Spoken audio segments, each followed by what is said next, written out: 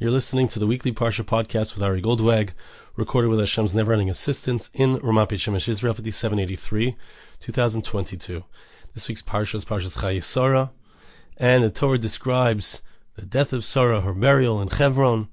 The Torah talks about the story of how Yitzchak would now find his wife, Rebecca, Rivka. And after this, so the Torah tells us, before telling us about Avraham Avinu's death, so it first tells us something important that happened toward the end of his life. This is in chapter 25, verse 1. Vayosef Avraham vayikach isha ushma Keturah. The Torah tells us that Avraham went and he married another woman named Keturah, who, as our sages say, was Hagar. He remarried Hagar, who he had originally been married to. And there are others who explain, the Rashbam says, the Pashtus is, the simple explanation of the verses is, this was not Hagar, it was another woman by the name of Keturah. Vatelid lo yes Zimron, ves Yakshan, ves Midon, ves Midyan, ves Yishbok, ves Shuach. So they had a number of children together: Zimron, Yakshan, Midon, Midyan, Yishbok, Shuach, 6 kids. Goes on to explain who their children were, and then in Pasuk Hey it says, Vayitin Avram es kol asher lo Yitzchak. Who was the main child of Avraham Avinu, Abraham? It was Isaac. It wasn't Ishmael. It wasn't any of these other children who were born from Keturah. But to the other wives, and to the children of those wives, more specifically, Nosan Avram Matanis, Abraham gave gifts. He sent them away from Yitzchak while he was still alive, to the east, to the land of the east. And then it tells us that he died. So it's very interesting. This concept here, the final thing that we find out about Avram is these extra children that he has. We do know about one of them, Midyan. The descendants of Midyan ultimately would cause great pain to the Jewish people. They would cause the Jewish people to sin. A few hundred years later, when they came back from Egypt after 40 years in the desert, they came back to the land of Israel. So these names are significant and important, but we still need to understand what is the significance of it in this context right before he dies. Also interesting, Vayosef Avraham vayikach isha. The word Vayosef, it means he added on. Avraham did something additional besides to something that he had done previously, and he married another wife named Keturah and had these children. What is this language? What does this teach us? So let's learn together the Medrash. The Medrash teaches us a very profound lesson from Avraham Avinu, which has far-reaching implications. And it's also interesting to try to understand what it means and what is the depth of the teaching. It says the Medrash like this: Ba'boker zra es zarecha v'la'erev al tanach yadecha. Pasuk says in Koheles, in Ecclesiastes, chapter 11, verse 6. In the morning, plant your seeds, and in the evening, don't turn away your hand. Don't rest your hand in the evening. So now, what does this verse refer to? Rabbi Eliezer and Rabbi Yeshua have a difference of opinion as to what it refers to. Rabbi Eliezer Amar im zarata bebachir zra be'afil. If you planted in an earlier time of the year, so make sure you also plant in a later time of the year. There are different seasons for planting, different possibilities about when to plant and when the crops will grow and you'll bring them in. You don't know, it could go either way. When are the rains going to be? When is it going to be a more productive time? Or both of them could be good.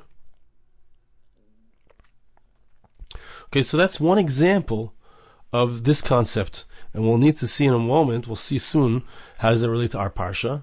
But there's a concept that you should not have all your eggs in one basket. You should spread your bets, so that in the end you don't know where the success is going to come from. Rabbi Yeshua says, if a poor man comes in the morning, give him tzedakah, give him charity. Be'arvis, if another poor man comes in the evening, give him. You don't know, when it comes to giving charity. So obviously we want to give to a charity that is the most effective.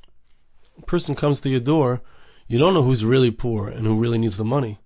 But, of course, the Kadosh Baruch Hu looks at the effort. He looks at the fact that we are trying to give charity. We're trying to do what's right. We're sharing with others. We're sharing our wealth with others. But Hashem also wants us to give to someone who's worthy. And we don't necessarily know who's worthy. So the Medrash advises us, give to the person in the morning, give to the person in the evening, because you never know who's the one who's really worthy, who you're going to get credit for, so to speak, when it comes to having actually accomplished what you set out to accomplish. It could be even both of them are worthy. But spread yourself, across a few different possibilities. Now, the Medrash is going to go on and give other examples of this, and I do want to read them. But what I want to do is I want to bring it back for a moment to Avraham Avinu. Avraham Avinu, Abraham, he had a number of kids. Right? We don't always think about the fact that we know that Yaakov Avinu had 12 tribes, 12 sons. We know all of them because they became all tribes of the people of Israel. Yitzchak Avinu had 2 sons. He had Esav and he had Yaakov. We come from Jacob. But Avraham Avinu also had 8 kids. Pasuk tells us he had 8 children. He had Yishmael, he had Yitzchak, and then he had all of these other children from Keturah. So we need to understand what is the message. Why is it important? Why does the Torah deem it important for us to know about this? The Medrash is telling us that a person should keep planting. A person should keep planting when he's young, when he's old. Avraham Avinu, when he was younger, so to speak, he lived to be 175, When he was younger, when he was 86 years old, he had Yishmael. When he was 100 years old, he had Yitzchak. And towards the end of his life, it seems, from the Pashas of the Psukim, toward the end of his life, he had another 6 children. You never know who is going to succeed spiritually. You never know where it's going to work out, right? Sometimes a family will have a number of children. Some of them will succeed, and some of them will fail when it comes to their ruchnius, heaven forbid, when it comes to their spirituality. You never know where to invest. Says the Medrash, spread your investments. Spread your investments. This way you make sure that it could be they will all succeed. It could be that you'll have it all. But it could be that the one that you thought was going to succeed doesn't, and the one that you thought wouldn't succeed does. You never know where it's going to come from. Rabbi Akiva also explaining this verse. Rishmal gives us another point of a way to think about this. A person learns Torah in his youth. A person also learns Torah when he gets older. Make sure to do both, says Rabbi Shmuel.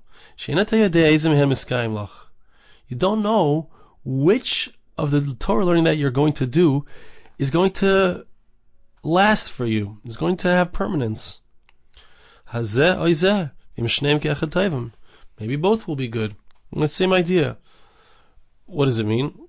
It means, as the Eitz Yosef explains, it means you could learn something in your youth. You could come to a certain understanding of a sugya. You can come to a certain maskana, a certain, final understanding. When you get older, you depend on how you learned it when you were younger. But if you learn it again when you're older, you might come to a new insight.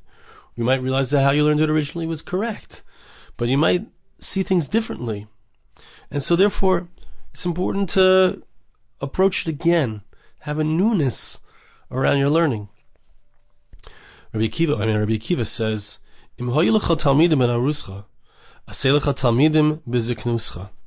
right? It's very poignant that Rabbi Akiva says this, as we'll soon see. Rabbi Akiva had a group of students when he was younger, 24,000 students, 12,000 pairs. They all died. In his older age, he had another group of students, a much smaller group of students, and with them, he was successful, and they were able to spread all of the Torah. All the Torah that we have comes from Rabbi Akiva's later students. So Rabbi Akiva says, if you have students when you're young, make sure that you have students when you're older. You don't know who's going to succeed. You don't know which group of students. So you have to continue to produce. It's not enough to produce students in your younger years, you have to continue in your older years.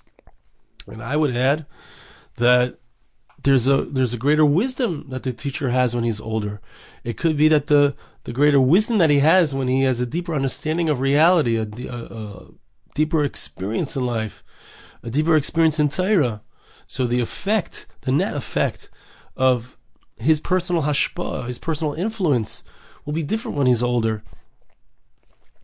I'll tell you from my experience, I listen to my Rosh Yeshiva, Rabbi Per, as often as I can, almost every day. Listen to shiurim. He has new shiurim now. Zalder Zangazon, he should be healthy and well. He's 87 years old, but he's still giving shiurim. I listen to the new shiurim, and there's a certain depth and experience of a man who's 87. I listened to shiurim from 20 years ago, 25 years ago, when I was sitting in yeshiva there, and it's also deep and it's also powerful. He was in his 60s already, but there's a certain deeper depth that's there. And in the newer shiurim, there's an excitement. There's a deeper experience, a life experience. So Rabbi Akiva tells us we need to have students when we're young. We need to have students when we're old. And I would reverse that as well and say, if we've learned from our teachers when they were younger, we need to continue to learn from them as they get older. It makes me think about. I know I was in touch. I've been doing Baruch Hashem this podcast. You know. You might have heard me mention that I've been doing this for 15 years. Baruch Hashem, over 15 years of producing this podcast every single week. And I remember that there were people who would contact me towards the beginning. I haven't heard from them per se. And then there are people who will reach out to me, make a comment, give some feedback. You know, you have different experiences over the years. As a teacher, you see who the students are. Are they still around? And then there's even individuals who I've been hearing from for I think nearly 10 years. Every once in a while, a nice few words is all it takes to send some feedback. You know, so it's a beautiful thing. And there's a different depth. There's a different approach. I remember the things that I talked about, which are actually in my sefer, Perfectly Imperfect, when I was younger. And if I were to create a sefer now based on these teachings as I did then, there would be a different depth. There would be a different understanding. So it's important to have that recognition.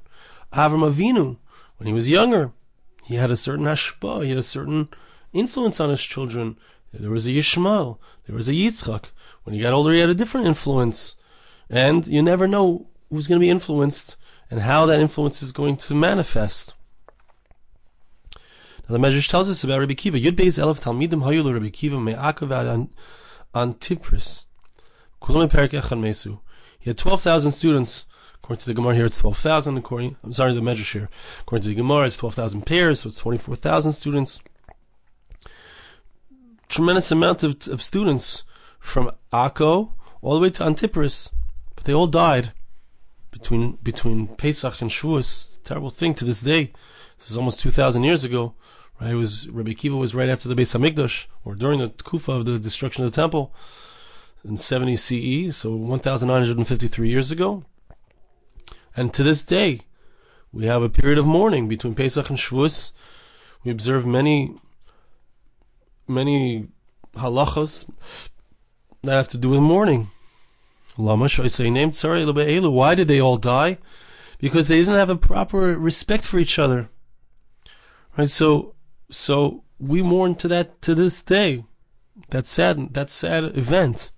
12,000 or 24,000 students, incredible students of Talmudic students, the students of our Messiah, they all died. In the end, he had 7 students: Rabbi Meir, Rabbi Yehuda, Rabbi Yossi, Rabbi Shimon. Rabbi Shimon is Rabbi Shimon Bar Yochai, who was a student of Rabbi Akiva. Rabbi Elazar ben Shamua, Rabbi Yochanan HaSandler, Rabbi Elazar ben Yaakov. So he had 7 students, and those students were the ones who ended up, as we'll soon see, spreading Torah throughout Israel. Amar lahem banai, harishanim le'meisu l'shaysei neim tzara elu le'elu. So Rabbi Akiva turned to his new students and he said to them, why did my old students die? It was because they didn't have a proper respect for each other. There was a jealousy. There was a competition, we could say, between them. Be careful that you don't do as they did. Amdu umilu kol Eretz Yisrael Torah. So when the Torah comes out, interestingly, comes out of the proper midas, the proper respect for our contemporaries. When the Torah that we study has a proper attitude when it comes to bein adam lechaver, between man and his fellow. So the result is a different kind of Torah, a Torah that fills all of Eretz Yisrael. It wasn't limited to Akko and Antipris. It was throughout the entire land of Israel.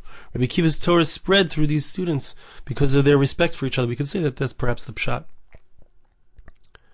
Bottom line is, you can't compare the effect, the influence that Rabbi Akiva had when he was younger, to when he became older and wiser, more experienced in life. He knew how to give his students not just the information, but also the way that it can be miskayim, the way that it can endure. Rabbi Distoi b'shem Rabbi Shmuel Bar Nachman, im hoyu lecha bonim ben aruscha, kach lecha isha b'ziknuscha v'hamed bonim. Rabbi Distoi tells us the bottom line as it applies to our Parsha, if we bring it back to our Parsha. Person has children when he's young. When he gets older, marry another wife, have more children. We learn this from Avraham. He had a wife when he was young, he had a wife when he was older, and he had many children. Avraham added on. He went again and he married again. Because you never know. You never know who's going to succeed. You never know which seeds that you plant will bear fruit. And therefore, invest. Invest further. If you've invested now, keep investing. You never know where it's going to lead, what's going to succeed. I'm not going to read this inside because our time is running out. But in the next piece, maybe I'll read a few lines, but in the next piece, the Medrash points out something incredible.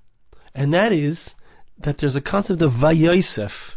Right? He added on. He went again and married another woman named Keturah and had 6 more children with her. And the Medrash points out that often the thing that doesn't seem to be the main thing, the thing that seems to be an additional thing, it wasn't necessary. It wasn't necessary for him to have more kids. He had Yitzchak. He had Yishmael. Hashem had blessed him and promised him that they would go on to become incredible nations of their own.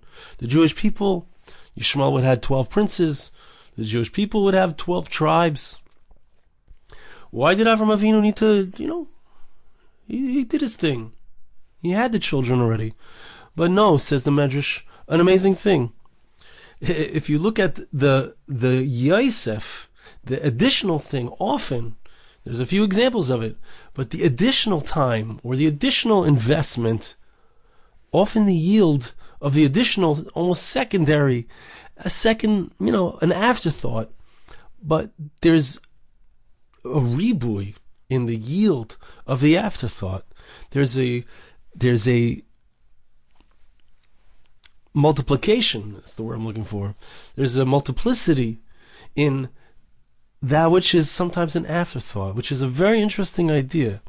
It brings a few proofs. You see it here. Look, when he was young, he had only 2 children, one with each wife, with Hagar and with Sarah. In his old age, he had 6 children from one wife. It seems to be by Yosef. There's an additional thing that he did. He did something additional. It wasn't necessary. It was extra. But there was a multiplicity there. There was an extra bracha, an extra blessing there. We see it also when it comes to Yosef and Binyamin. Yosef, when Yosef was born, Rachel said, Yosef li ben acher, I would like another child besides for Yosef. And what happens? Yosef has two children, 2 sons, Ephraim and Menashe. Binyamin has 10 sons. Binyamin, who's the, so to speak, afterthought, the extra that Rachel Imenu asked for. There was a multiplicity there. There was 10 children. A few other examples. I'm not going to go through all the examples, but so there's like an unexpected blessing that is chal, that takes place when there's this something that seems like an afterthought or like an extra thing. there's a multiplicity there. So it's an incredible lesson. It's really an incredible lesson. The first lesson is, kind of a Rich's Almanac type of lesson, that don't put your eggs all in one basket. And spread yourself so that there's more opportunities, and also don't give up. You may have accomplished already, but don't give up. There's always more to accomplish, but there's something deeper here with this extra statement, that when there's something that's extra, when there's something that seems to be additional, there's a special blessing in that thing. There's a potential for greater multiplicity. And perhaps we could say an explanation of it. What is the idea behind it? When a person focuses, a person tries very hard. I want so much to succeed in a certain area. I want so much that a particular thing should have success. So I put in all of my efforts. I try very, very hard. And I can see a success. I can see indeed I put in a lot of effort. Hashem gave me siyata d'shmaya. God gave me divine providence. He put the idea in my head. He directed me to do this thing. But there's also a certain grabbiness. There's a certain feeling like I must have that thing. And the results are going to be in a certain way limited to whatever I've done. Hashem says, you're doing a certain amount of effort. You believe also that the effort, that's what's producing the results. So the results can be much more limited because I believe that I'm doing it. But when it's a secondary thing, when it's something that, I'm just adding on, it's like, let's see what happens with this. Let's see what happens. I don't know what's going to be. I don't know what the results are going to be. I might not invest as much effort, as much heart, but there's a certain blessing, a certain multiplicity, a certain success that can come because I'm not trying so hard, because I'm just letting it happen. HaKadosh Baruch Hu sometimes brings extra blessings in those places where instead of being very grabby, we just let it happen. We just let it be. We just, say, HaKadosh Baruch Hu, whatever you have in mind, whatever you have in store, that's what it's going to be. And both approaches are important, right? Sometimes we need to prove to HaKadosh Baruch Hu and to ourselves that this is important to us in order to see success. And sometimes we need to let go of the results, and we need to also do things in a way which is relaxed and opening possibilities for HaKadosh Baruch Hu to bring blessings in a way that's more clearly manifest, because we're not the ones who are putting in that same effort. We're not the ones who are holding on to the results as much. So it's a beautiful thing. It's an incredible lesson we learn from Avraham Avinu. We learn from him. And, let's finish it off with a blessing. I want to bless you. I ask you to bless me. Hashem should help us. That we should indeed be able to see the places where we've planted, see the places where we've invested our efforts, see the successes that we've done, and continue investing, and continue being able to plant more seeds, more potential, more opportunities for growth. And Hashem should help us to recognize that sometimes it's all of the efforts that we put in that cause and bring about this success, and sometimes it's just the extra thing that we did, that we didn't know, we didn't expect that it would have the success that it has. Hashem should help us to be able to recognize that and to be able to live in such a way. Thank you so much for listening. Have a wonderful Shabbos. This podcast was made possible through the gracious donations of listeners like you. For more podcasts like this, please visit www.arigoldwag.com or search on iTunes Ari Goldwag.